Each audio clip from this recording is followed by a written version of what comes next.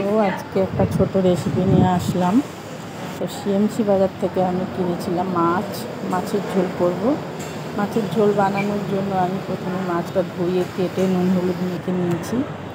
আর মাছের ঝোল বানানোর জন্য সবজি নিয়েছি আলু আর পেঁপে, টমেটো, কাঁচা লঙ্কা, পেঁয়াজ, আদা, রসুন দিয়ে করবো, কারণ কাঁচা লঙ্কাটা ঝাল ছাড়া করবো, তাই কাঁচা লঙ্কাটা গোটায় রাখলাম।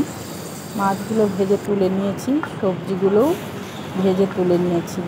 আর পেঁয়াজ, রসুন, আদা সবই কুচিয়ে রেখেছিলাম, তো একসঙ্গে দিয়ে আমি ভালো করে ভেজে নিলাম।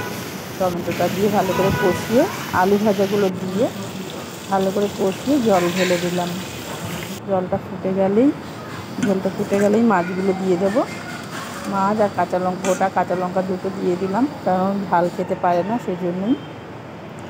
ঝোলটা ফুটে গেলে নামিয়ে নিয়ে এবার খাবারটা বেড়ে নেব।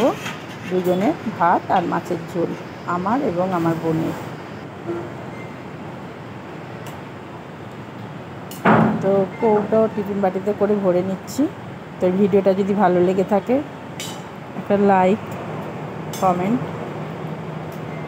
শেয়ার করবেন আর সাবস্ক্রাইব করে আমার পাশে থাকবেন। সবাই ভালো থাকবেন। আমি যে বিপদে পড়ে সিএমসিতে এসেছি যেন কারোর না আসতে হয়।